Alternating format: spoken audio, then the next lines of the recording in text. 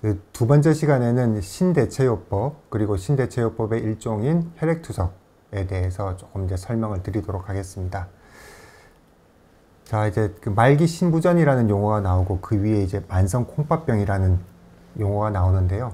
만성 콩팥병이라는 그 용어는 의학 용어는 만성적으로 단백뇨나 여러 가지 이제 그런 이제 콩팥 손상의 증거가 있거나 또는 사구체 여과율, 여기 이제 eGFR이라고 되어 있는 것은 사구체 여과율이 60 미만인 경우를 만성 콩팥병이라고 합니다.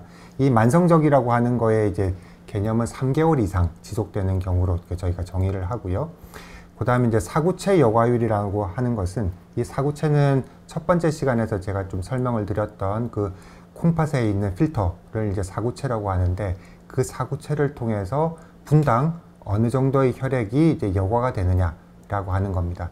대략 이제 젊고 건강한 사람들은 한 100 정도 되고요. 한 125 정도가 이제 그 정상이라고 이제 교과서에는 나오지만 그 정도까지 나오시는 분들은 사실은 그 흔하지는 않습니다. 그래서 한 100 정도면 정상으로 보기 때문에 만약에 본인의 그 사구체 여과율이 60이다, 50이다, 40이다 라고 하는 숫자를 갖다 이렇게 알고 계신 분이라면은 그게 대략 젊고 건강한 사람에 비해서 콩팥 기능이 한 60%, 50%, 40% 정도 이제 기능을 하고 있다라고 이제 보시면 되겠습니다.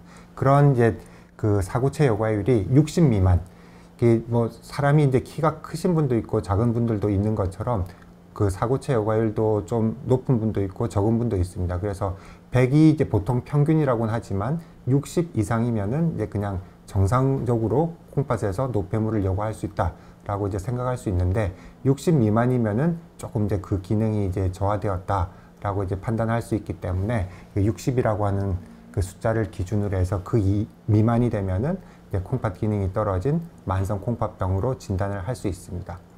그렇기 때문에 이제 만성 콩팥병 진단은 사실은 그렇게 뭐 어렵고 복잡한 과정을 거치는 것이 아니라 혈액 검사와 간단한 소변 검사를 통해서 진단할 수 있고 그 혈액 검사와 소변 검사에서 이상이 있는지는 뭐 한 시간이면 결과가 이렇게 나오는 병원들도 많이 있습니다. 그래서 그렇게 이제 진단을 해보시고 조금 이상하다 그러면은 이제 뭐 3개월 정도 기간을 두고 다시 한번 재검을 해서 계속 비슷하게 낫다라고 하면 이제 만성 콩팥병으로 이제 진단이 가능합니다. 근데 이제 이런 만성 콩팥병은 어떤 분들은 이제 아까 뭐 사구체 여과율이 60 미만인 한 50 정도 언저리에서 평생을 가도 계속 그냥 유지가 되는 분들도 있고 어떤 분들은 점점 콩팥 기능이 나빠져서 60, 50, 40, 30, 20, 10 이렇게 계속 이제 떨어지는 그런 분들도 있습니다.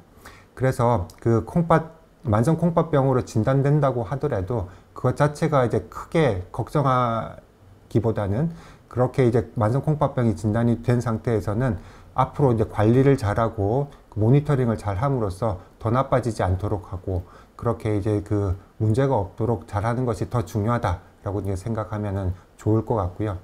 안타깝게도 이제 콩팥 기능이 점점 나빠져서 이제 말기 신부전이 된다면은 이제 신대체요법이라고 하는 치료가 필요하게 되는데 이런 신대체요법이 없으면 생명 유지가 안 되는 그런 상태를 이제 말기 신부전이라고 저희가 이제 정의를 하게 됩니다.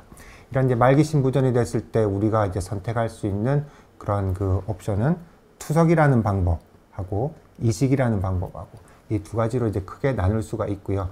이식에는 이제 가까운 그 지인이 제공해주는 그런 콩팥을 이용한 생체 이식 그리고 갑자기 이제 누군가가 이제 사고로 그 생명을 갖다 이렇게 잃기 직전에 뇌사자가 되었을 때 그때 이제 기증을 갖다 받게 되는 이제 뇌사자 이식 이렇게 두 가지로 나눌 수 있습니다.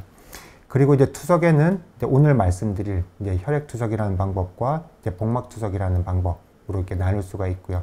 물론 이식이라는 방법이 가장 그 의학적으로는 좋은 방법입니다. 하지만 이제 이식을 갖다 받기 위해서는 누군가 이제 제공해줄 그런 콩팥이 있어야 되는데 항상 보면은 이제 공급을 갖다 이렇게 해줄 수 있는 콩팥이 부족한 그런 실정입니다. 그러다 보니까 이식 대기자가 점점 이제 늘어나고 있는 현실이죠.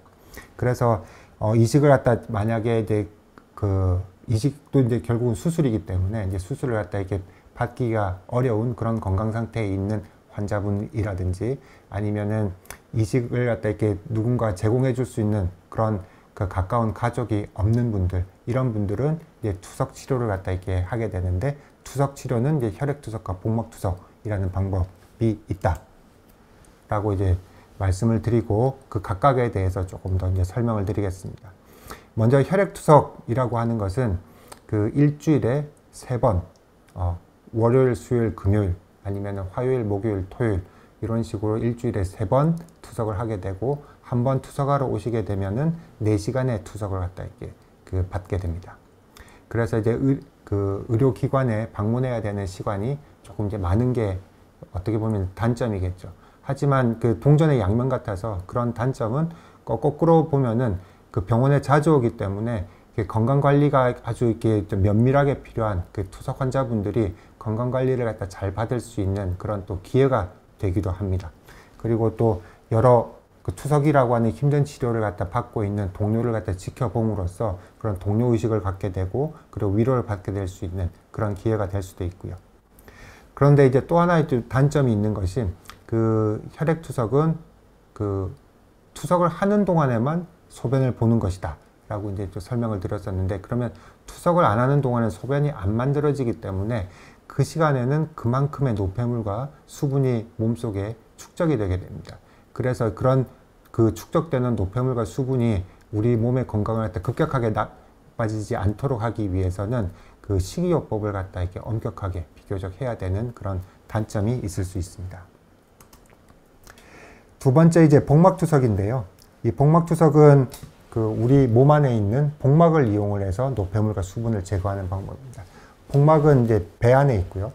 그 복막 안에다가 그 카테터, 도관을 갖다 이렇게 저희가 이제 그 수술적인 방법을 이용을 해서 이렇게 삽입을 한 상태로 일상생활을 하시다가 하루에 4차례 투석액을 갖다 이제 교환을 하게 됩니다. 그래서 이제 그 투석액을 그 몸속에 그 삽입을 해둔 카테터를 통해서 그 연결을 시키면은 몸속으로 들어가고, 한 대여섯 시간이 경과한 후에 다시 그 투석이 일어난 그런 약을 갖다 이렇게 몸 밖으로 빼낸 후에 다시 새 약을 갖다 집어넣어주는 그런 교환 과정을 하루에 한 4차례 정도 하게 되죠. 그래서 이제 장점은, 혈액투석은 아주 굵은 주사 바늘을 투석할 때마다 이제 몸에다 이제 찔러야 되는 그런 것 때문에 통증이 이제 힘들어 하시는 분들은 이제 어려워할 수 있는데, 그런 그 주사 바늘을 갖다 찌를 그런 필요가 없다는 것. 그 다음에 가정에서 그 본인이 자가로 투석을 하기 때문에 그 굉장히 이제 중요한, 그러니까 혈액투석을 하게 되면은 거의 병원에 좀 매여 사는 그런 삶이라면은, 복막투석은 자유롭게 본인이 그 삶을 갖다 이렇게 어느 정도 이렇게 스케줄을 결정할 수 있는 그런 자율성 있게 보장된다는 그런 장점이 있습니다. 하지만 이게 이제 스스로 하다 보니까 이걸 갖다 이제 조금 투석을 갖다 어떤 식으로 교환을 해야 될 것인지, 이런 것들에 대해서 그 기본적인 이제 지식이 필요하고, 그리고 만약에 그 세균이 그 감염이 되게 되면은 그 세균이 이제 관을 통해서 이제 복강 안으로 들어가서 복막염을 일으키게 되는 그런 이제 합병증들도 발생할 우려가 있습니다. 이제 세 번째 이제 콩팥 이식은 그 삶의 질이나 생존율 측면에서 투석과는 비교할 수 없을 정도로 좋은 방법입니다.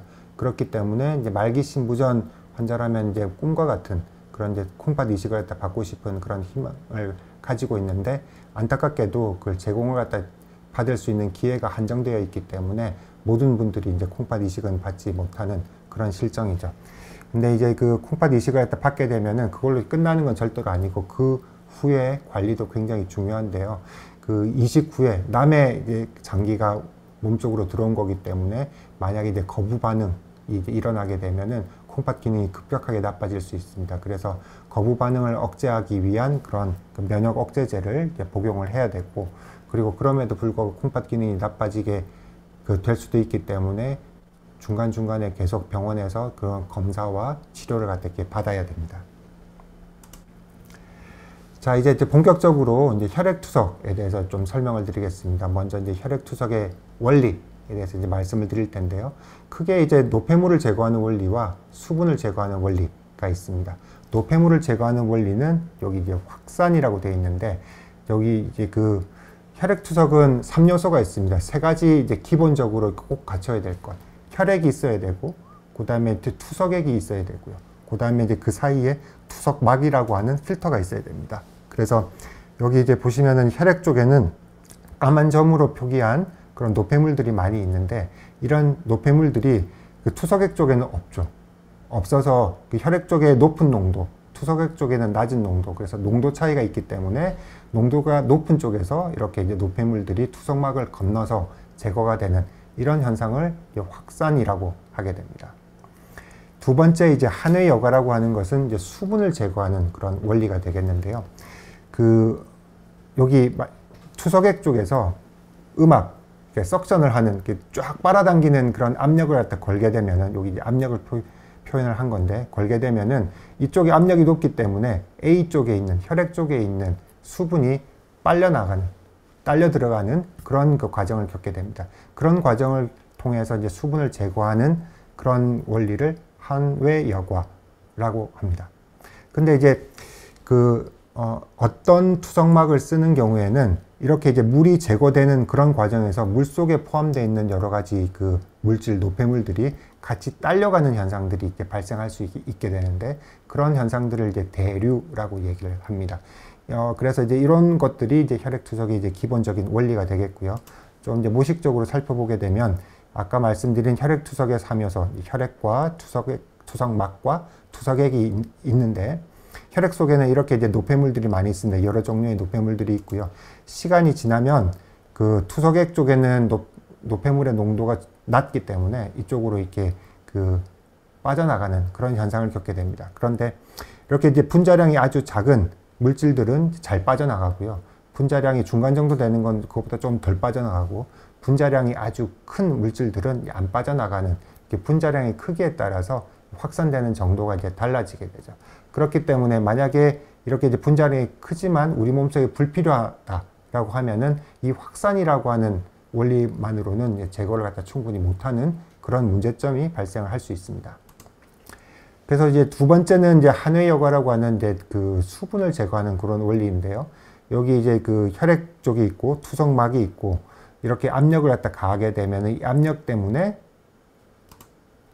물이 투석막을 갖다 이렇게 가로질러서 이제 빠져나가게 되는 그런 현상입니다. 근데 이렇게 이제 물만 빠져나갈 때 어떤 이제 특정한 투석막, 고유량 투석막이라고 하는 걸 나중에 좀 설명을 드리겠지만, 그런 투석막을 쓰게 되면은 대류라고 하는 그런 현상을 통해서 노폐물이 제거가 되게 되는데, 이 대류라는 현상은 확산과는 조금 다르게 분자량이 조금 큰 물질들도 잘 빠져나가는, 조금 확산에 비해서 잘 빠져나가는 그런 그 특징을 가지고 있습니다.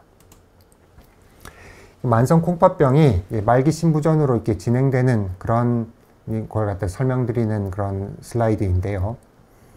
그 만성 콩팥병은 3개월 이상 콩팥 기능이 이제 만성적으로 나쁜 상태이고, 이게 이제 신대체요법이라고 하는 투석이나 이식이 없으면 생명 유지가 안 되는 그런 상태까지 나빠지는 것을 말기 신부전이라고 한다. 그러면 이제 말기 신부전이 되지 않도록 우리는 최선의 노력을 다해서 이제 그 관리를 갖다 해야 될 텐데, 어떻게 관리를 할 것이냐. 만성 콩팥병의 단계에 따라서 행동 전략들이 있습니다. 만성 콩팥병은 1기부터 5기까지 이 콩팥 기능이 나빠지는 그런 정도에 따라서 분류를 하고 있는데요. 콩팥 기능이 대개 이제 3기 정도가 되면은 콩팥 기능이 나빠지는 속도를 억제하는 그런 치료에 이제 집중을 하게 됩니다. 그러다가 이제 4기가 되면은, 4기라고 하는 것이 여기 이제 그 30, 사구체 여과율이 30 미만으로 떨어지게 되면 4기가 되는데, 이때는 이제 콩팥 기능이 나빠지는 그런 그 속도를 억제하는 그런 치료 이외에 콩팥이 나쁘기 때문에 생기는 여러 가지 합병증들이 이제 어떤 게 발생을 했는지 이런 걸 살펴보고, 그런 합병증에 따라서 그 치료를 갖다 하는 그런 과정들이 이제 필요하게 되고요. 그 다음에 이제 점점 이제 더 나빠지게 되면은 이제 한 5기 정도가 돼서 사구체 여과율이 15 미만으로 이렇게 저하되게 되면은, 그때는 이제 신대체요법이라고 하는 투석과 이식이라고 하는 그런 옵션에 대해서 그 환자와 충분히 이제 교육하고 그 상담하는 그런 시간을 갖다 이렇게 충분히 가져야 그 적절한 시기에 그런 신대체육법을 갖다 이렇게 편안하게 할 수 있는 연착륙이 가능해지게 됩니다. 그래서 콩팥 기능이 나빠지는 그런 만성 콩팥병에 동반되는 합병증 관리, 그리고 그 신대체육법의 준비, 이런 것들은 이제 신장내과에서 그걸 담당을 하고 있기 때문에 그런 게 필요한 그 사구체 요구알 30 미만 정도 되는 만성 콩팥병 사기에서는 신장내과 진료를 갖다 이렇게 꼭 정기적으로 보시는 게 추천되고 있습니다. 자, 이 그래프는 그 우리나라 그 말기신부전 투석이나 이식을 하고 있는 분들의 수가 어떻게 변하고 있느냐 하는 걸 갖다 보여주는 그래프가 되겠습니다. 유병률이라고 하는 것은 어떤 시점에 우리나라에서 말기신부전 환자의 수가 어느 정도 되느냐라고 하는 걸 갖다 보여주는 그런 그 지표이고요. 거기에 비해서 이제 발생률이라고 하는 것은 어떤 기간 동안에 그 투석이나 이식을 갖다 이게 필요로 하는 환자가 얼마나 발생을 했는지, 새로운 그 투석 이식 환자가 얼마나 발생했는지를 보는 지표가 되겠습니다. 보시면은 2003년부터 2015년 동안에 이 유병자 전체 투석 이식 환자들의 수가 이렇게 이제 점점 빠르게 증가하고 있고요. 그 다음에 거기보다는 조금 낮지만, 기울기는 낮지만, 그 조금씩 그 신환자 수도 증가하고 있는 것을 보실 수가 있습니다.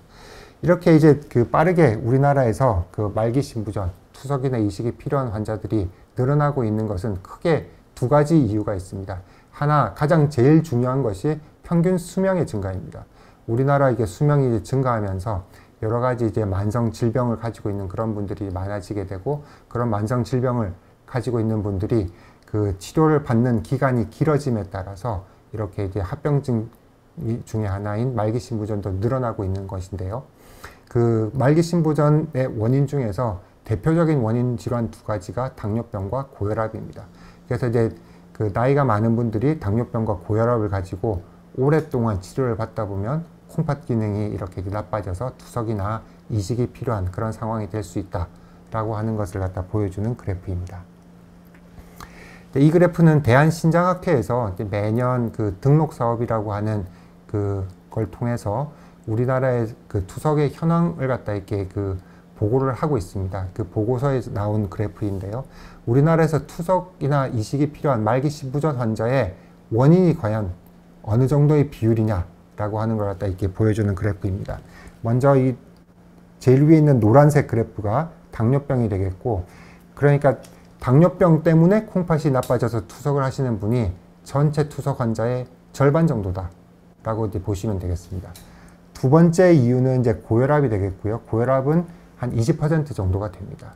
그래서 당뇨병과 고혈압과 같은, 사실은 이 질병들은 콩팥병이 아니죠. 콩팥병이 아니라 전신질환입니다. 그 만성질환인 당뇨병과 고혈압의 합병증 중에 하나가 이 말기신부전이고, 이런 질병들 때문에 투석을 하시는 분이 우리나라에서 10명 중에 7명 정도가 되더라라고 하는 겁니다.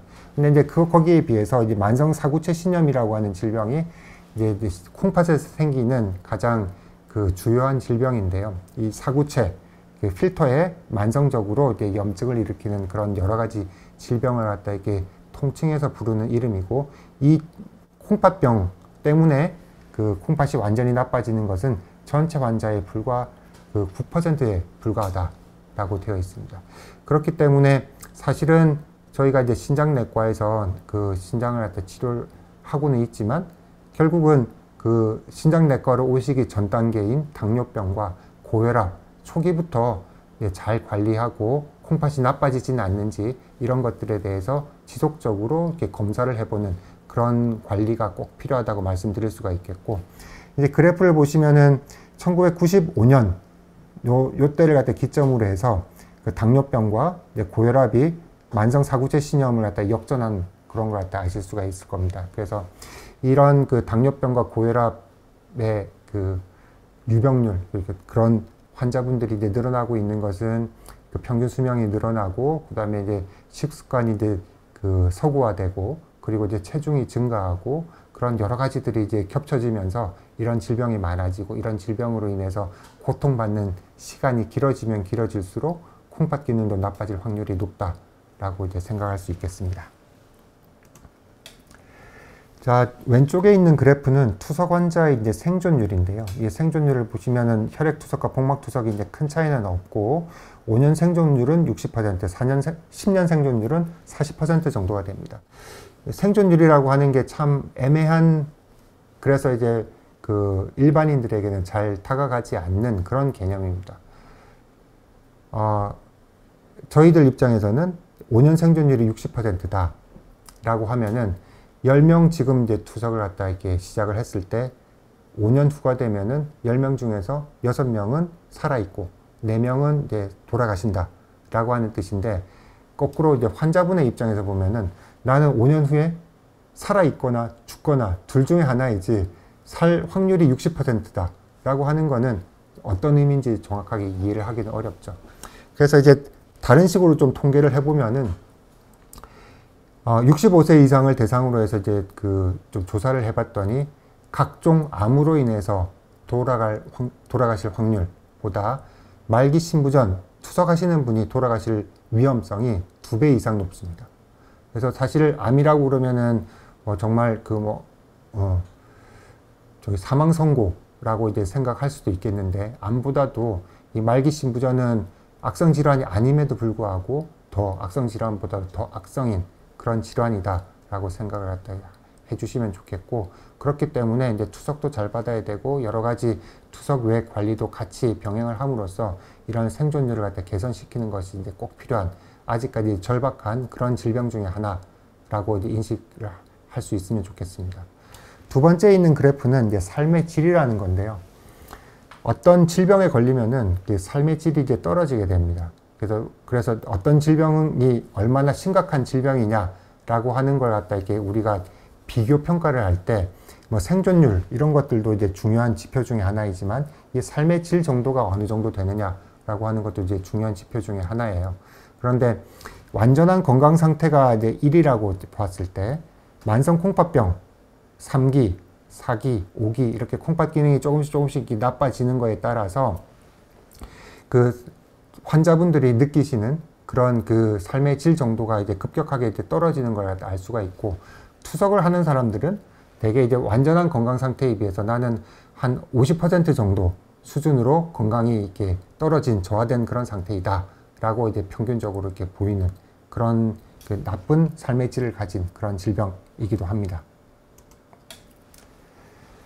자, 그래서 이제 그 투석을 갖다 이제 그 하기 전에 신장내과에서 그 최선을 다해서 투석을 갖다 이렇게 지연시키거나 막기 위해서 노력을 하지만, 아직까지는 그 완벽하게 이런 그 콩팥 기능이 나빠지는 것을 갖다 억제할 수 있는, 막 방지하는 그런 치료 방법이 개발되어 있지는 않습니다.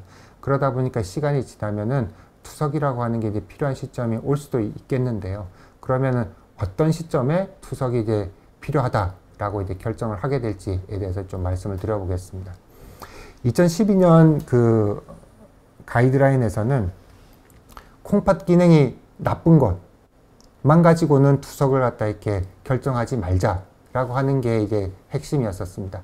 그 이전까지는 조금 이제 증상이 없더라도 투석을 빨리 해서 노폐물을 잘 제거를 해주면은 뭐 여러 가지 생존율이라든지 이런 것들에 도움이 되지 않겠느냐라고 하는 그런 소규모 연구들이 있었기 때문에, 그런 연구를 기반으로 해서 투석을 조금 이제 빨리 하는 것, 그래서 이제 사구체 여과율이 한 15 정도가 되면은 투석을 갖다 시작할 수도 있다라고 하는 것이 이제 일반적인 생각이었었는데, 그러다가 이제 어떤 좀 중요한 그런 그 결과가 하나 발표가 됐습니다. 그 연구를 봤더니 투석을 갖다 빨리 하는 것이 조금 늦게 하는 것에 비해서 그다지 큰 이득이 없더라라고 하는 게 이제 중요한 결과였었습니다. 그 연구 결과가 나온 후로는 콩팥 기능이 나쁜 거 플러스 여러 가지 이제 환자가 느끼는 주관적인 증상, 이 두 가지 증상이나 아니면은 그 투석을 하지 않으면 안 되는 그런 사인들, 이런 것들이 있어야 투석을 시작하는 걸로 이렇게 그 패러다임이 좀 바뀌게 된 것이죠. 그래서 투석을 꼭 해야 되는 그런 주관적인 아니면 객관적인 증상이나 징후에 어떤 게 있느냐, 식욕 저하, 너무 이제 그 요독이 많게 되면은 그것 때문에 이제 입맛이 떨어지게 되고, 그럼 이제 식사를 못해서 영양실조에 많이들 빠지게 되는데, 그런 식욕 저하가 있거나 구역, 구토, 노폐물들이 많으면은 이제 구역질을 하고 토하기도 합니다. 이런 것들 때문에 이제 영양실조가 이제 잘 생기게 되고요.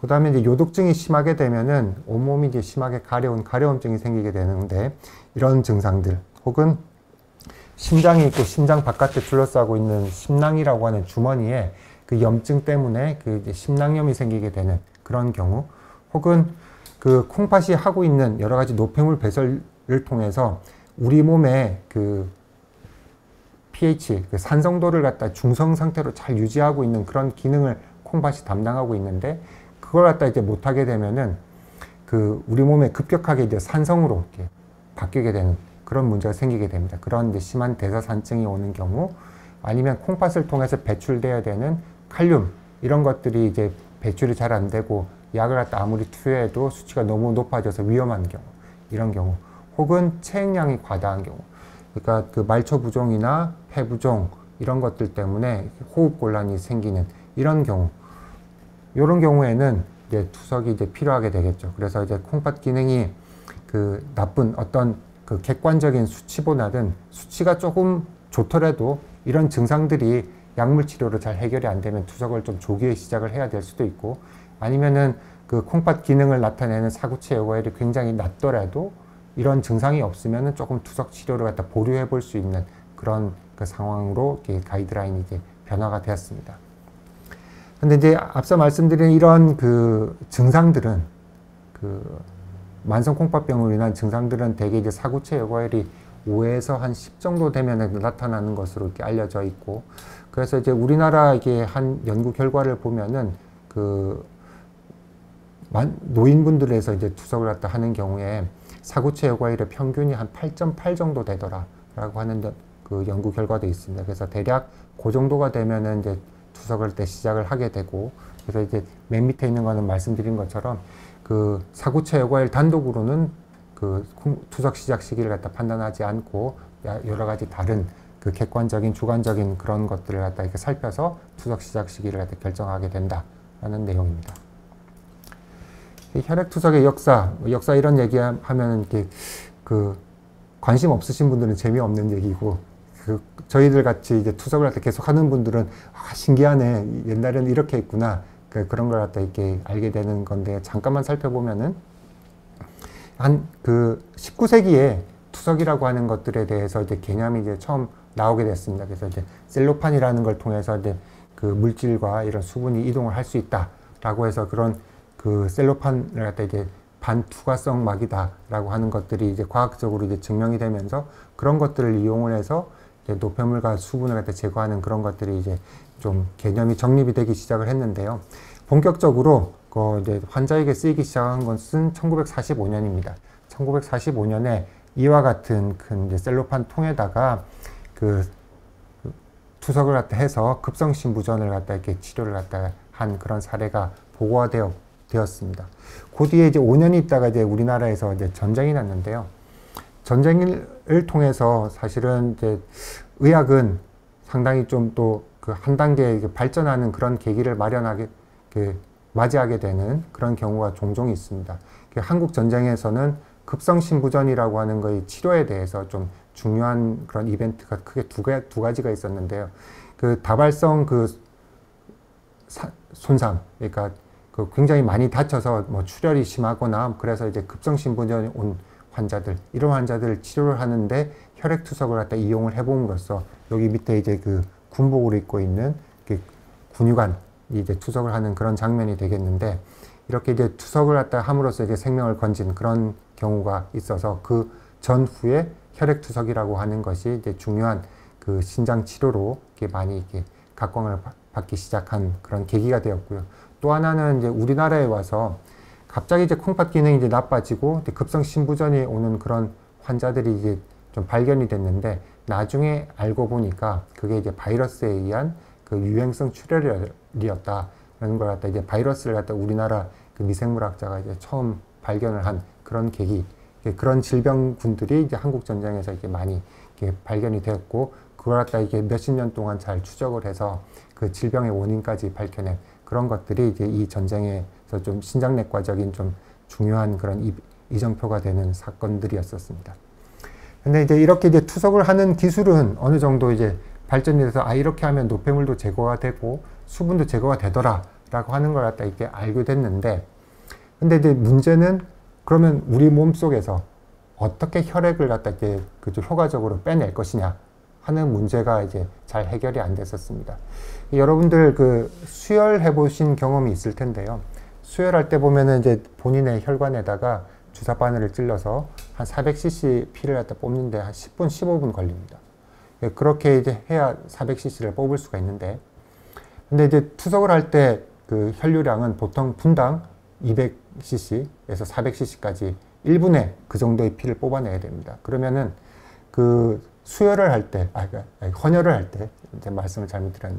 헌혈을 할 때 이제 피를 뽑아내는 그런 혈관을 정맥이라고 하죠. 그 정맥을 이용을 해서는 그 혈액 투석을 갖다 이렇게 효과적으로, 효율적으로 돌릴 수가 없는 겁니다.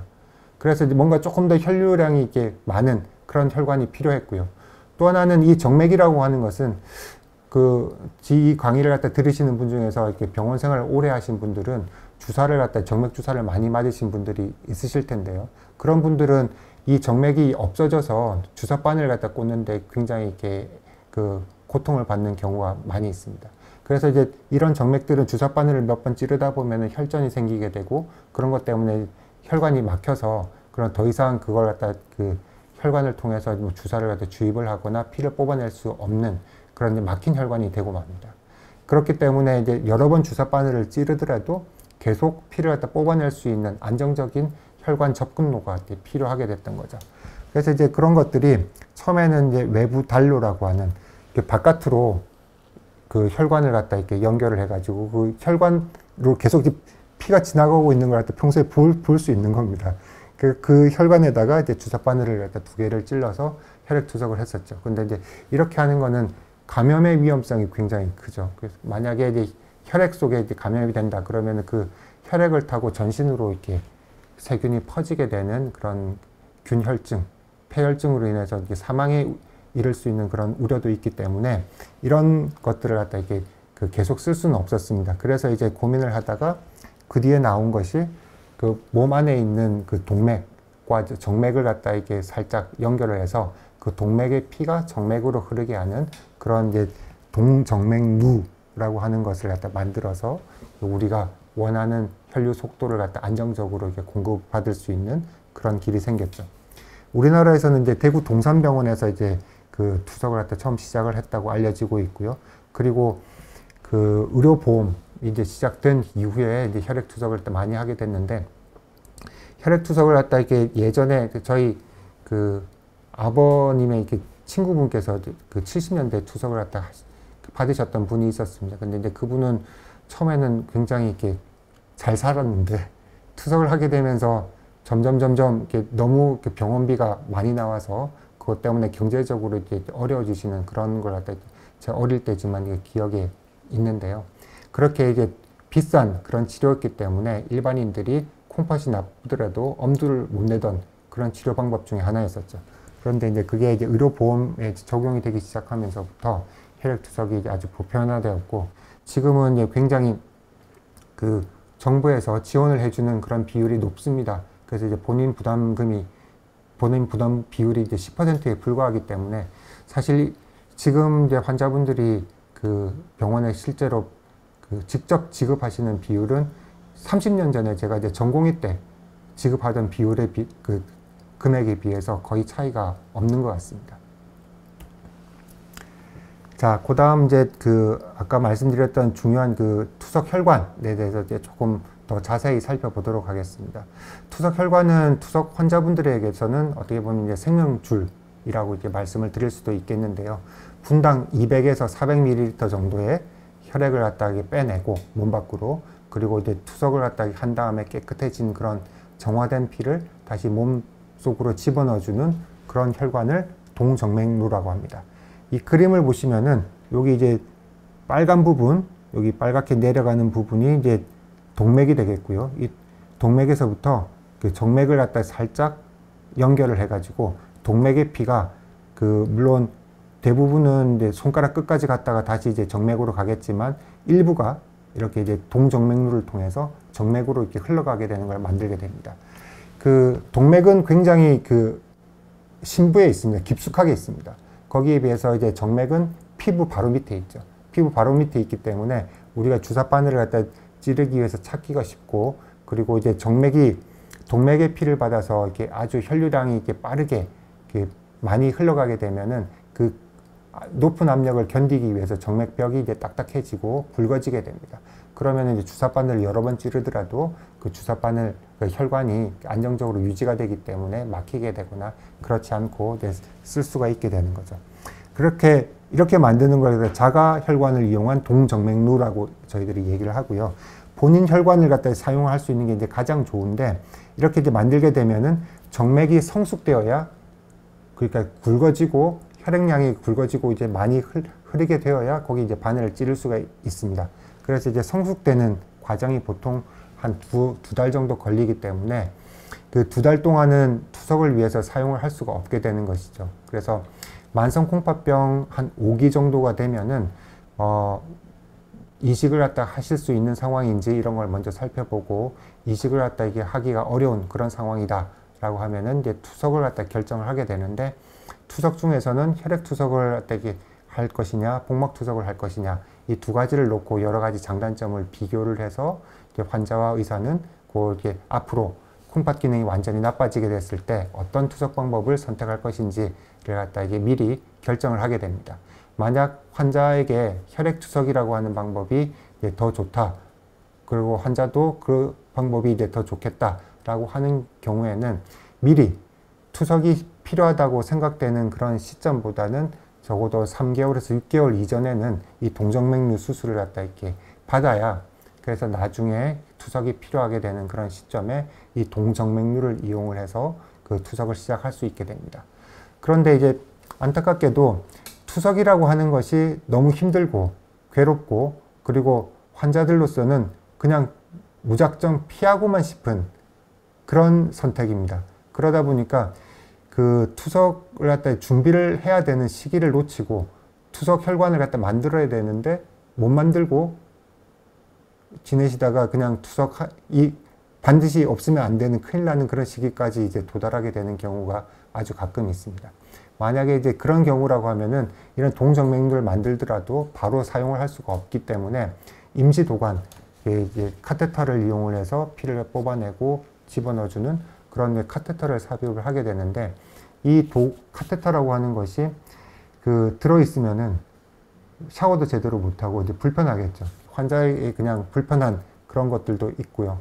그 카테터를 통해서 세균이 들어가면은 감염의 우려도 있고, 그 다음에 이제 카테터가 제대로 기능을 못하게 되는 경우에는 그 카테터를 다시 재삽입하는 과정에서 통증이나 비용이나 여러 가지 문제들이 수반될 수 있기 때문에, 가급적이면 그런 카테터를 이용한 응급 혈액 투석을 갖다 이렇게 방지하고 미리 적절한 시기에 잘 이런 그 혈관 접근로를 갖다 이렇게 만들어 두는 것이 그 나중에 연착륙할 수 있는 그런 데 있어서 가장 중요한 그런 전략 중에 하나가 되겠습니다.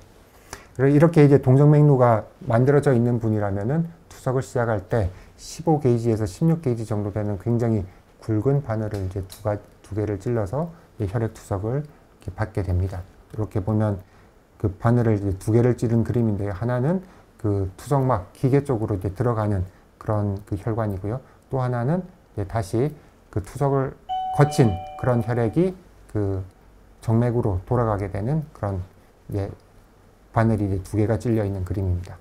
혈관 상태가 본인의 혈관 상태가 좋아서 그 자가혈관을 이용한 동정맥류를 만드는 경우에 비해서 혈관이 이렇게 안 좋은 그런 분들도 이렇게 많이 있으신데요. 그런 분들인 경우에는 이제 인조혈관을 사용을 하게 됩니다. 이 그림에서 보시면은 빨간색 동맥과 파란색 정맥 사이에 이제 보라색으로 되어 있는 인조혈관이 이렇게 연결되어 있는 걸 갖다 보실 수가 있는데요. 이런 형태로 이렇게 인조혈관을 갖다 이용을 갖다 하게 되면은 그 성숙 과정이 이제 필요가 없기 때문에 붓기가 빠지고 비교적 이 인조혈관이 안정화가 되는 3주에서 6주 이후에는 이 혈관을 이용을 해서 투석을 하실 수가 있게 됩니다. 그렇기 때문에 요거는 이제 조금 본인 혈관을 이용하는 경우보다는 준비 기간이 이렇게 조금 짧겠고요. 그렇지만 이렇게 이제 인조혈관을 갖다 이용을 하게 되면은 이게 이제 협착, 그러니까 혈관이 이제 좁아지거나 아니면 혈관에 이제 감염되면서 이제 염증이 일으키거나 이런 문제들이 이렇게 종종 본인 혈관을 이용한 것보다는 조금 더 자주 생길 수가 있기 때문에 가급적이면은 이제 본인 혈관을 갖다 이용을 해서 그 동정맥류를 만들 수 있는지를 갖다 먼저 살펴보게 됩니다. 그런데 또 연세가 많으신 분들 경우에는 그 본인 혈관을 이용을 해서 동정맥류를 만들고 난 뒤에 그 혈관이 이게 잘 자라지 못해서 성숙하지 못해서 그걸 갖다 쓰지 못하는 그런 경우도 이제 가끔 생깁니다. 그래서 그 나중에 잘 자랄 수 있겠는지, 그리고 지금 이제 수술이 가능한지, 이런 여러 가지 요소들을 갖다 따져서 그 수술 여부를 갖다 결정을 하게 됩니다. 네, 혈액투석의 이제 모식도인데요. 혈액투석은 그 혈액, 투석액, 그리고 투석막에 이제 3요소가 있습니다. 여기 보시면은 여기 이제 투석막이 중간에 있고요. 여기가 이제 투석액이 흐르는 그런 과정을 갖다 그림으로 나타낸 것이고, 여기 오른쪽 편의 그림은 혈액이 나타낸 그 흐르는 그런 그림을 나타내고 있습니다. 그래서 혈액이 이제 피를 이제 뽑아내면은 그 펌프를 통해서 투석막으로 들어가게 되고, 투석 과정이 생긴 후에 다시 이제 몸속으로 들어가게 되고요. 이걸 갖다 이제 조금 더 자세히 보면은 혈액이 흐르는 그 투석막의 안쪽 부분과 투석액이 흐르는 그 투석막 필터의 바깥쪽 부분으로 이렇게 나눠져 있는 것을 아실 수가 있는데, 투석액은 이렇게 이제 그 들어와서 투석막을 갖다 거친 후에 다시 이제 배출이 되게 되겠습니다. 먼저 첫 번째 이제 투석막에 대해서 말씀을 드리겠는데요. 투석 효율, 투석을 통해서 노폐물을 갖다 얼마나 제거할 수 있느냐를 갖다 이제 계산하는 지표가 되겠는데, 그 투석 효율에 가장 큰 변화를 줄 수 있는 것이 이제 투석막을 갖다 이렇게 선택하는 그런 과정입니다. 투석막은 이제 표면적을 기준으로 해서 이렇게 나누고, 그 다음에 그 투석막이 얼마나 그 노폐물 큰 것들을 잘 제거할 수 있느냐, 이런 것들에 따라서 그 두 가지 분류를 할 수가 있는데, 전체 표면적은 한 1.3에서 2.0 스퀘어미터 정도 되는 것들을 갖다 이렇게 쓰게 되고, 그 투석 효율이 이제 좀 낮으신 분들은 큰 표면적이 있는 걸 쓰면은 이제 투석 효율을 올릴 수가 있겠습니다. 그래서 이제 모세관, 그 필터를 갖다 경계로 해서 안쪽으로는 혈액이 흐르고 바깥쪽으로 투석액이 있는데, 이제 투석액과 혈액이 이제 반대 방향으로 빠른 속도로 이제 통과하면서 노폐물과 수분을 이렇게 제거하는 그런 그 과정이 투석이 이루어지고 있습니다. 그리고 이제 혈액이 이 투석막 필터에 이제 닿았을 때 혹시 이게 그 알레르기 반응을 갖다 보이는 경우가 이게 투석 초기에는 많이 있었고, 그런 것 때문에 열도 나고 환자들이 되게 투석을 할 때 힘들었었습니다. 그런 것들을 이렇게 막기 위해서 생체 친화적인 그런 막들이 이제 많이 개발이 되었고, 그런 막을 갖다 이용하고 있는 요즘에는 이런 반응들이 거의 없는 그런 상황입니다. 두 번째 혈액 투석에 필요한 요소 중에서 이제 투석액에 대해서 이제 말씀을 드릴 텐데요. 투석액은 보통 그냥 대부분의 투석실에서 분당 500ml라고 하는 그런 속도로 고정이 되어 있습니다. 그러면은 4시간을 투석을 갖다 한다고 하면은 분당 500ml니까 4시간 동안에는 120L 정도의 투석액이 필요하겠죠. 근데 만약에 여러분들이 이제 수액 맞을 때 쓰는 그 링거액, 이런 식으로 투석액을 갖다 공급을 한다라고 생각을 하면은 그 수액이 보통 한 1리터가 되는 거거든요. 그런 1리터짜리 병을 갖다 120개를 갖다 달아야 투석을 할 수가 있겠는데, 그건 비용적으로 도저히 그게 감당이 안 됩니다. 그리고 이제 그런 것들을 갖다 이렇게 미리 만들어서 이렇게 하는 과정에서 여러 가지 생길 수 있는 뭐 감염이라든지 이런 문제들이 있을 수 있기 때문에, 요즘은 투석액을 각 투석실에서 정수를 일단은 하고, 그 정수된 물에 그 농축액을 갖다 이렇게 믹스를 해서 그 적절한 그런 농도로 이렇게 만든 후에 투석액을 공급을 하고 있습니다. 그래서 이런 그 혈액 투석 용수를 정수하는 그런 정수실들이 모든 투석실에는 있게 마련인데요. 그런 정수실이 어떻게 보면은 가장 그 투석실에서 이제 중추적인 그런 이제 기술적인 그 부분이 되겠고, 이걸 어떻게 잘 관리를 하느냐가 투석 치료의 이제 핵심 중에 핵심이 되겠습니다. 혈액 투석을 정수하는 과정은 전처리 장치, 역삼투 장치, 후처리 장치, 그리고 그 기관에 따라서는 분배 시스템을 쓰는 그런 경우도 있겠습니다. 세 번째 이제 투석에 필요한 요소는 이제 혈액 전달 장치가 되겠는데요. 아무리 기술이 좋아도 환자의 몸에서 혈액을 갖다 뽑아내지 못하면 그 기술을 갖다 이용을 할 수가 없습니다. 그렇기 때문에 투석 환자에서 그 투석 혈관 접근로는 그 라이프라인, 생명줄이라고 얘기를 갖다 드리는 것이고요. 투석 치료를 위해서는 이게 한 분당 200에서 400ml 정도의 피를 갖다 뽑아낼 수 있는 안정적인 장치가 이제 필요하게 됩니다. 그리고 이런 피가 그 저항을 극복해서 투석을 갖다 돌려야 되기 때문에 혈액 펌프가 이제 필요하게 되겠고요. 그리고 이 몸 밖으로 빠져나온 피는 반드시 굳으려고 하는 그런 이제 성질을 갖고 있기 때문에 굳지 않게 잘 그 몸 안으로 다시 이렇게 되돌려주는 그런 게 이제 꼭 필요해서 이 체외 순환을 하는 과정에서 피가 굳지 말라고 그 항응고제를 갖다 쓰게 되는데, 그 항응고제에서는 응고제 중에서는 일반적으로는 헤파린을 가장 많이 쓰고 있습니다. 자, 그러면은 이제 적절한 투석, 여러분들 중에서는 뭐 투석을 이렇게 지금 계획하시는 분도 있고 아니면은 막 받으시는 분들도 있으실 텐데, 그러면은 내가 받고 있는 투석이 적절하게 되고 있는 것이냐 아닐 것이냐를 갖다 어떻게 판단할 것이냐, 크게 이제 두 가지. 양적으로 체액량을 갖다 얼마나 잘 조절을 해서 부종이 안 생기고 투석하는 동안에 힘들지 않게 잘 그렇게 투석을 받고 있느냐, 이런 문제가 또 하나의 기준이 될 것이고, 또 하나는 투석하는 동안에 우리 몸속에서 그 만들어졌던 노폐물들을 갖다 얼마나 잘 제거를 해서 그 몸이 이게 그 안정적으로 유지될 수 있느냐 하는 그 질적인 그런 부분이 있겠습니다. 먼저 이제 질적인 부분, 노폐물을 갖다 얼마나 제거를 갖다 하는 것이 적절한 투석일 것이냐에 대해서 이제 먼저 설명을 드릴 텐데요. 그 혈액 투석을 통해서 제거되는 그 물질들은 굉장히 많습니다. 굉장히 많고 그 물질들이 다 고유한 특성에 따라서 제거되는 정도도 조금 차이가 있습니다. 근데 이제 그 중에서 우리는 요소라고 하는 그 물질의 제거율을 투석 효율을 계산하는 기준으로 삼고 있습니다. 그 요소라고 하는 것이 실질적으로 이게 뭐 특별히 우리 몸속에서 나쁜 영향을 주지는 않지만, 그게 제거가 되면은 얼마나 다른 그 나쁜 물질들, 요독 물질들이 제거가 되는지, 이런 것들을 이제 우리가 좀 가늠해 볼 수 있는 그런 기준치가 되기 때문에 요소 제거율을 갖다 이렇게 역사적으로 이렇게 채택을 해서 쓰고 있는데요. 이 요소 제거율이라고 하는 것은 간단하게 투석 전에 BUN이라고 하는 값을 갖다 이렇게 측정을 했을 때 60이 나왔는데, 투석한 후에 직후에 그 측정을 해봤더니 18이 나왔다.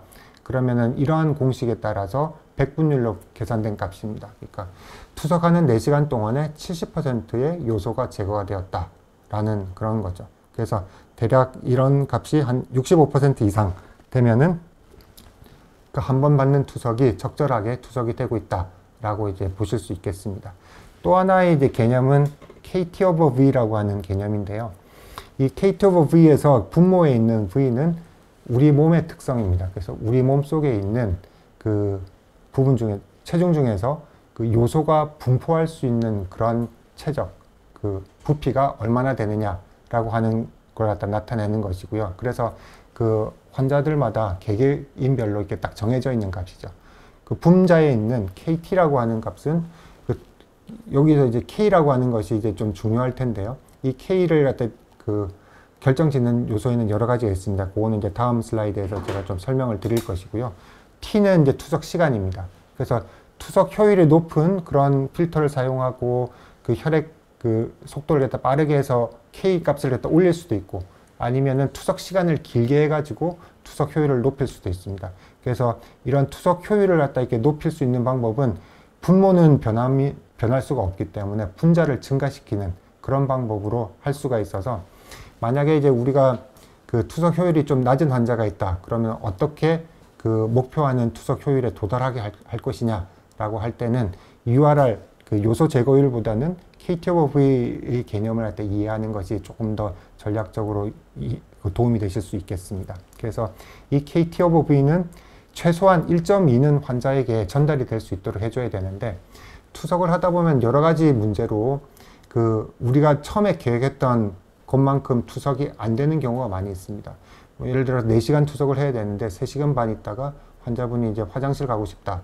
그래서 이제 3시간 반 만에 조기 종료하는 경우도 가끔 있을 수 있고요. 그리고 혈압이 너무 떨어져서 혈류 속도를 갖다 250ml/min으로 하다가 갑자기 뭐 150으로 줄일 수도 있는 것이고, 여러 가지 그런 그 투석 중에 일어나는 돌발 상황에 대처하다 보면은 처음에 계획했던 것만큼 투석 그 양을 갖다 이렇게 환자분에게 미처 이렇게 전달 못하는 그런 경우가 생길 수 있습니다. 그래서 목표는 조금 더 높게 1.4 정도로 잡아서 투석을 갖다가 하고, 그래서 이제 조금 중간중간에 생기는 돌발 변수가 있더라도 1.2 이상은 안정적으로 그 투석이 이제 도달할 수 있도록 하자라고 하는 거죠. 그 KT 오브 B 1.2라는 것인데, 이 KT 오브 B를 뭐 다시 한 번만 잠깐 설명드리면은, 그 우리 몸 속에 있는 그 요소가 분포하는 그런 그 공간에 몇 배를 갖다 이제 투석을 통해서 이제 청소를 했느냐 하는 개념입니다. 그래서 1.4라고 하는 거는 요소가 분포하는 공간이 이제 1이었는데 1.4배를 갖다 이렇게 청소를 해냈다라고 하는 뜻으로 이렇게 조금 또 다른 측면에서 이해를 해보실 수도 있겠습니다.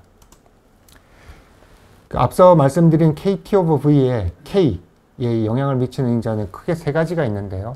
그 혈류 속도, 투석액 속도, 그리고 투석막의 특성, 이 세 가지가 있습니다. 근데 이제 혈류 속도는 사실 환자분의 이제 혈관 접근로도 영향을 미칠 수 있고, 얼마나 그 기능적으로 잘 하고 있느냐. 그 다음에 그 환자분의 심장 상태에 따라서, 심장 상태가 이제 안 좋은 분들은 너무 빠른 그 혈류 속도를 갖다 견디기 어려운 그런 경우도 많이 있습니다. 그렇기 때문에 혈류 속도가 중요하긴 하지만 무작정 증가시키거나 뭐 떨어뜨리는 건 가능할 수도 있겠지만 증가시키는 게 어려울 수도 있겠죠. 두 번째, 이제 투석액 속도는 대개 이제 그 투석 기관마다 그냥 500으로 세팅된 이유가 500으로 하나 아니면은 분당 750으로 하나 별로 이렇게 그 K에 영향을 갖다 미치지 않습니다. 그렇기 때문에 500보다 낮추면은 좀 K 값이 이렇게 상당히 떨어지지만 500 이상에서는 거의 뭐 큰 차이가 없기 때문에 그냥 500으로 이제 세팅이 되어 있는 그런 상황이고, 그래서 이제 어떤 환자분의 KT 오브 B가 낮다, 요소 제거율이 낮다라고 하는 경우에 투석액 속도를 갖다 더 늘리지는 않습니다. 투석액 속도는 그냥 그대로 고정을 시켜놓고, 그 다음에 이제 세 번째 가장 우리가 좀 쉽게 옵션으로 이렇게 가져갈 수 있는 것이 투석막의 특성을 갖다 좀 개선해 보는 겁니다. 여기는 이제 용질 제거 효율 상수가 좀 더 높은 투석막을 갖다 사용을 하면은 K 값이 이제 올라가게 되는 거죠. 그래서 그렇게 이제 K 값을 갖다 증가시키거나 아니면 T 값을 갖다 증가시켜서, 그래서 맨날 뭐 4시간에 못 채우는 그런 환자분들이 있다면은 4시간에 갖다 잘 채워서 투석을 갖다 하도록 하는 그런 게 전략도 써볼 수가 있는 거죠. 그런 그 분자를 갖다 개선시킴으로써 KT 오브 B 투석 효율을 통한 노폐물 제거 효율을 갖다 증가시킬 수 있는 그런 방법이 되겠습니다. 근데 이제 그 고효율과 고유량 투석이라는 것에 대해서 잠깐 이제 좀 설명을 드리고 싶은데, 이게 조금 그 혼동돼서 이렇게 쓰고 있는 그런 개념입니다. 그런데 엄밀히 말하면 좀 완전히 다른 것이, 그 고효율 투석이라고 하는 것은 그 투석막의 체표 면적이 크다는 겁니다. 체표 면적이 크다는 것은 요소와 같은 아주 분자량이 작은 물질들이 혈액과 맞닿을 수 있는 그런 그 공간이 넓다는 것이고, 그 공간이 넓기 때문에 요소 같은 그런 물질들이 제거가 잘 된다는 뜻입니다. 그래서 이 체표 면적이 큰 투석막을 쓰게 되면은 요소 제거율로 그 계산이 되는 투석 효율을 갖다 우리가 향상을 시킬 수가 있습니다. 거기에 비해서 이제 고유량 투석, 그 하이 플럭스라고 하는 것은 수분 투과도 물을 잘 그 투과를 시킨다는 뜻입니다. 용질이 아니라 기본적으로는 물을 잘 제거를 시킨다는 것이고, 그렇게 하기 위해서는 그 투석막에 있는 그 필터에 있는 구멍의 크기가 크다는 뜻이죠.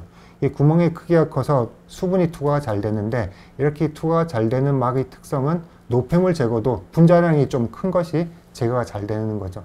그래서 이제 수분 투과가 이제 많으면 수분 투과가 되면서 노폐물을 끌고 나가는 대류라고 하는 현상도 이렇게 일어날 수가 있고, 그래서 이제 이 고유량 투석막은 분자량이 좀 큰 물질을 제거하는데 좀 효과적인 그런 투석막이 되겠습니다. 일반적인 혈액 투석에서는 뭐 이렇게 고효율 투석막, 고유량 투석막 이런 것들을 갖다 이렇게 일반적인 투석에서도 많이 쓰는데, 특히 그 혈액 여과 투석, 히모다이아 필트레이션이라고 하는 혈액 투석 여과라고 하는 그런 방법을 일단 사용을 할 때는 고유량 투석막이 이제 필수적입니다. 혈액 투석 여과에서는 확산 이외에 대류라고 하는 그런 그 원리를 갖다 많이 이용을 해서 노폐물을 제거를 갖다 이렇게 하려고 하는 그런 기술적인 방법인데요. 이 대류라고 하는 걸 갖다 이렇게 그 극대화하기 위해서는 한해 여과, 그러니까 수분을 제거를 많이 하면 할수록 노폐물들도 많이 딸려 나오게 됩니다. 그래서 수분을 갖다 많이 제거를 갖다 해야 되는 게 핵심이죠. 그래서 이제 수분을 제거를 하기 위해서는 고유량 투석막을 써야 되고요. 근데 이제 그 혈액량은 보통 자기 체중당 한 90ml 정도가 이제 혈액량이 되고, 그래서 한 4, 5리터 정도의 이제 혈액이 있습니다. 근데 그 혈액 중에서 무작정 우리가 이제 많은 수분을 갖다 이렇게 빼낼 수는 없습니다. 혈액 투석을 하는 4시간이라고 하는 짧은 시간 동안에. 그렇기 때문에 그 한의 여과를 극대화시키기 위해서 우리가 하는 방법은 혈액 속에다가 잘 정수된 그런 그 보충액을 갖다 집어넣어주고 그만큼을 갖다 빼내는 겁니다. 예를 들어서 그냥 그 혈액 투석 여과를 갖다 하지 않는 그냥 일반적인 혈액 투석에서는 4시간 동안에 그냥 3kg라고 하는 수분을 갖다 이제 제거를 갖다가 이렇게 그 아주 맥시멈으로 하면은 그 정도가 이제 빠져나오는데, 그렇게 이제 빼낸다고 칩시다. 그런데 만약에 이제 고유량 투석막을 쓰는 그런 혈액 투석 여과에서는 39리터를 갖다 빼내는 겁니다. 36리터를 집어넣어주고 39리터를 빼내는 겁니다. 그러면은 36리터의 보충액을 갖다 혈관 속으로 집어넣어주고 39리터를 갖다 이게 투석을 통해서 이제 제거를 하게 되면은 실질적으로 이제 몸 바깥으로 빠져나오는 거는 그냥 3kg가 빠져나오는 거여서 일반적인 혈액 투석 방법과 이제 동일한데요. 그럼에도 불구하고 36리터를 갖다 이렇게 몸속으로 집어넣어 주면서 39리터를 빼내는 그런 과정에서 대류라고 하는 과정이 이제 극대화되기 때문에 노폐물 제거 효율이 이제 그만큼 이제 높아지게 되는 거죠. 그런 투석 방법을 갖다 이용을 하는 기관들도 뭐 조금은 있는 것 같습니다. 자, 두 번째 이제 혈액 투석의 목표는 그 적절한 체액량을 유지하기 위해서 수분을 갖다가 이렇게 얼마나 제거를 해야 될 것이냐라고 하는 것입니다. 혈액 투석을 갖다가 시작하기 전에는 이제 체중을 재고, 투석이 끝나고 나면은 체중을 잽니다. 그러면은 투석 전에 비해서 이제 투석 후에는 이제 체중이 이제 몇 킬로그램이 이제 줄어들게 되는데, 그 체중은 혈관 속에서 뽑아낸 수분의 양입니다. 줄어든 체중은 수분의 양이기 때문에 어떤 분들은 굉장히 오해를 해가지고 투석을 다이어트의 수단으로 생각을 하셔서 투석을 하면서 이제 체중을 빼면은 본인이 살이 빠진다라고 이제 생각을 하시는 분들이 가끔 있습니다. 근데 절대 그런 건 아니고요. 그 수분을 빼낸다. 특히 이제 혈관에서 빼내기 때문에 이제 너무 급격하게 많은 양의 수분을 빼내면은 혈액 투석하는 동안에 굉장히 힘들고 혈압이 떨어지고 쇼크에 빠지는 그런 의학적으로 심각한 상태에 빠질 수도 있다는 것을 좀 잘 염두에 두셔야 됩니다. 자, 그래서 그러면은 투석 후에 체중 중에서 어떻게 맞추는, 어떤 체중이 가장 적절한 체중일 것이냐 라고 하는 것이 이제 저희 투석하는 의사들 중에서는 매일매일 모니터링을 해야 되는 지표 중에 하나인데요. 이때 이제 가장 그 투석 후 체중 중에서 문제가 없고 적절한 체중을 건체중이라고 합니다. 근데 이 건체중이라고 하는 것은 투석 후에 체중을 갖다 조금 높일 수도 있고 조금 낮출 수도 있겠죠. 근데 이제 조금 높인다는 것은 몸속에 수분이 많이 남은 채로 투석이 끝난다는 뜻입니다. 그렇게 이제 남았을 때 그 다음 투석하러 오실 때까지는 그 수분이 점점 더 축적이 돼서 그 너무 과잉 수분 상태가 되면 그 호흡곤란이 온다든지 몸이 너무 많이 붓는 부종이 발생할 수 있겠죠. 그런 것들이 이제 건강에 이제 치명적인 영향을 미칠 수도 있기 때문에 그런 일이 발생하지 않을 정도로 높여야 되는 겁니다. 또 하나는 너무 떨어뜨리게 되면은, 그래서 이제 과잉 수분이 전혀 없고 정상 체액량 상태보다 어떤 경우에는 더 그 투석 후 체중이 이제 떨어지게 되면은 투석하는 동안이 너무 힘듭니다. 몸속에 혈관 속에 이제 혈액량이 부족해지기 때문에 이게 쇼크에 빠질 수 있고 어지럽고 뭐 심지어는 울렁거리고 토하고 막 그 의식을 잃고 여러 가지 문제들이 발생할 수 있습니다. 그래서 그런 일들이 발생하지 않도록 투석 후 체중을 갖다 올려줘야 되겠죠. 그래서 투석 후 체중이 너무 과잉도 아니고 너무 부족하지도 않은 가장 적절한 그런 체중 중에서 가장 낮은 그런 투석 후 체중을 저희가 이제 건체중이라고 하고, 이런 건체중은 그 투석 중에 이제 환자분의 증상, 그리고 투석 후에 그 환자의 그런 상태, 그리고 이제 가끔씩 찍는 엑스레이, 이런 여러 가지들을 갖다 이게 종합을 해서 저희들이 이제 판단을 하게 됩니다.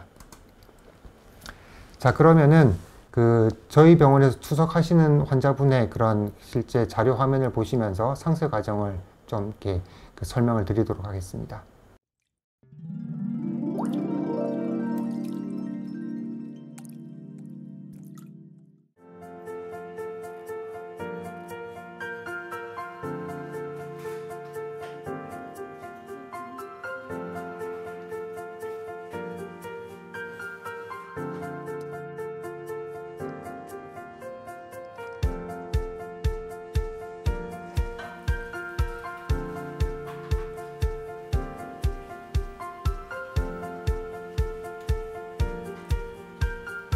투석을 시작하기 전에 체중을 측정합니다.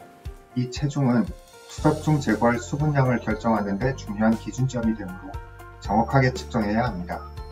인공신장 기계에 혈액 라인을 장착하고 투석을 준비합니다. 산성화된 혈액을 중화하기 위한 중탄산염 카트리지와 혈액의 전해질 농도를 최적화하는 데 필요한 농축 투석액을 연결합니다. 4시간의 투석에는 120리터의 투석액이 필요합니다. 인공신장 기계는 중탄산염과 농축투석액 두 가지를 병원 정수실에서 정수한 물에 혼합 희석하여 투석액을 생성합니다.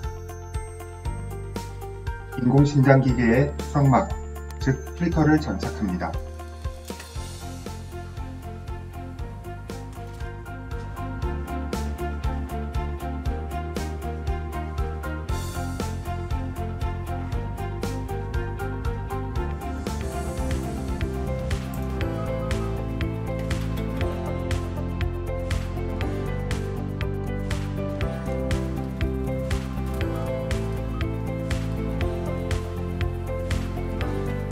환자의 자가혈관을 이용하거나 인조혈관을 삽입하여 만들어진 혈관 접근로에 굵은 바늘 2개를 삽입합니다.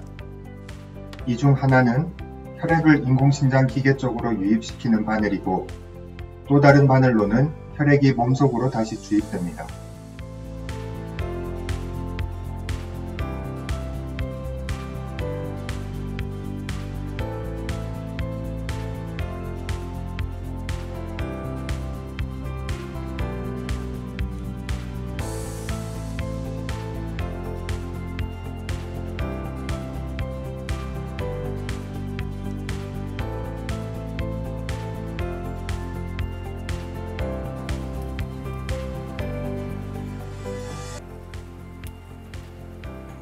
투석을 시작하기 전에 혈액 검사를 위한 혈액을 채취할 수 있습니다.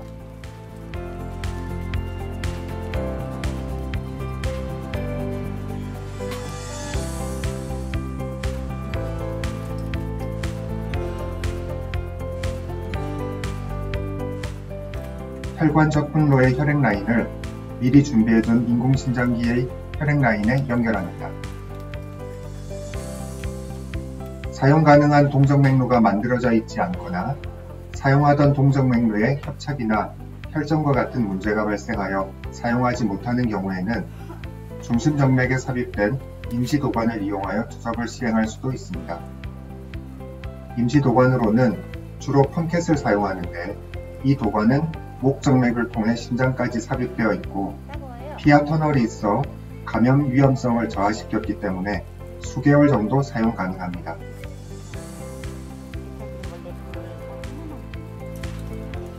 도관의 혈액 라인을 인공신장기의 혈액 라인에 연결합니다. 이 도관의 단면은 2개의 관으로 나누어져 있고 도관 끝에는 약간 떨어진 위치에 구멍 2개가 있어 각각의 관을 통해 혈액을 몸 밖으로 배출하거나 몸 안으로 혈액을 재주입하게 됩니다.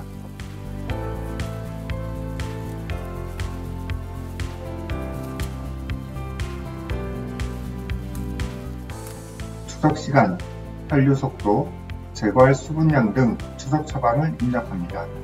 투석 중에는 환자의 증상 발생 여부와 각종 지표들을 모니터링합니다. 투석 중 모니터링하는 지표에는 혈압, 혈류 속도, 수분 제거량, 혈관 접근로의 동맥과 정맥 내 압력, 투석 시간 등이 있습니다.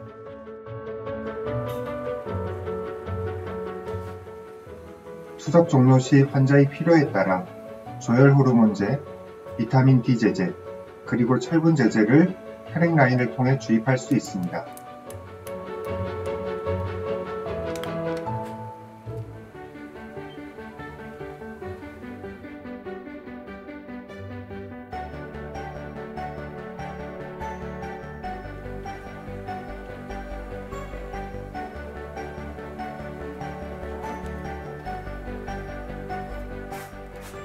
투석이 종료되면 공정 맥루에 삽입된 바늘을 제거하고 적절한 압력으로 충분한 시간을 들여 지혈합니다.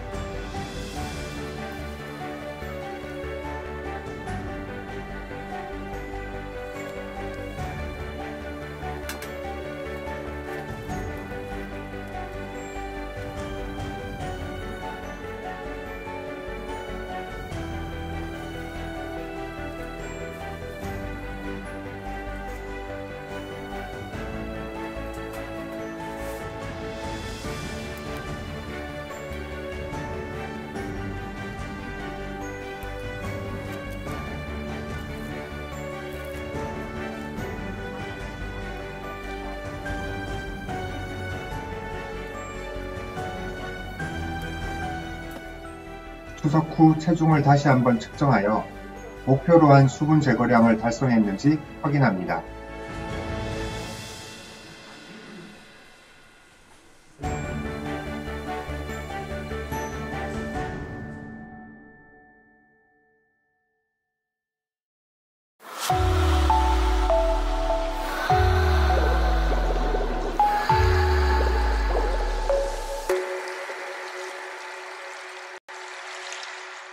여기는 저희 병원의 정수실입니다.